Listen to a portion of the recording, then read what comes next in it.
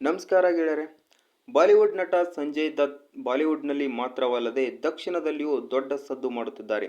ಅವರು ಕೆಜಿಎಫ್ ಜೊತೆಗೆ ಲಿಯೋ ಚಿತ್ರದಲ್ಲಿ ಖಳನಾಯಕನ ಪಾತ್ರದಲ್ಲಿ ನಟಿಸಿದ್ದರು.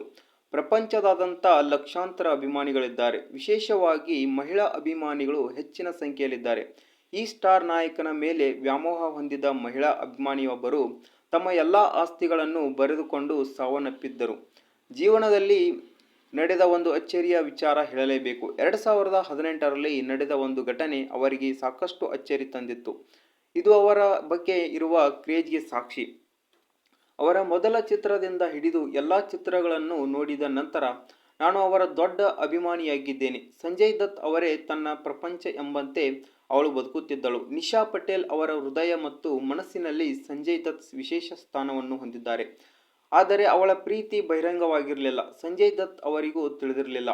ಸಂಜಯ್ ದತ್ ಅವರನ್ನು ತುಂಬಾ ಪ್ರೀತಿಸುತ್ತಿದ್ದ ಅಭಿಮಾನಿಯ ಕತೆ ದುರಂತದಲ್ಲಿ ಕೊನೆಗೊಂಡಿತು. ಸಂಜಯ್ ದತ್ ತನ್ನ ಆತ್ಮ ಸಂಗಾತಿ ಎಂದು ಭಾವಿಸಿದ್ದ ಈ ಅಭಿಮಾನಿ ಕೊನೆಗೆ ಆ ಅಭಿಮಾನಿ ತನ್ನ 72 ಕೋಟಿ ಆಸ್ತಿಯನ್ನು ಸಂಜಯ್ ದತ್ ಹೆಸರಿಗೆ ಬರೆದು ಸಾವನ್ನಪ್ಪಿದರು.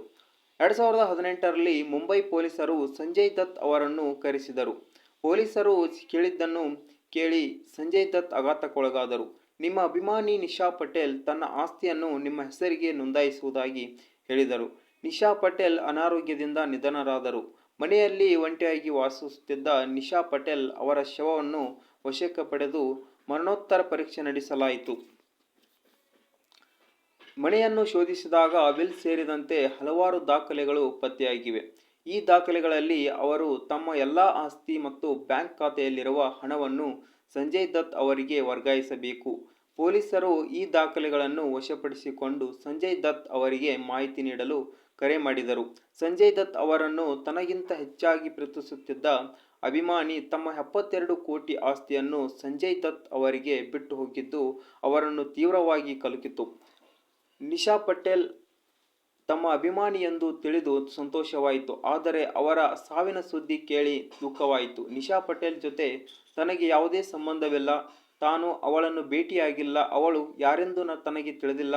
ಆದ್ದರಿಂದ ಅವಳ ಆಸ್ತಿಯನ್ನು ತೆಗೆದುಕೊಳ್ಳುವುದಿಲ್ಲ ಎಂದು ಹೇಳಲಾಗಿತ್ತು. ಈ ಘಟನೆಯನ್ನು ಸಂಜಯ್ ದತ್ ಅವರನ್ನು ತೀವ್ರವಾಗಿ ನೋಯಿಸಿತು. ಅವರು ಈ ವಿಷಯವನ್ನು ಯಾರಿಗೂ ಹೇಳದೆ ರಹಸ್ಯವಾಗಿಟ್ಟರು.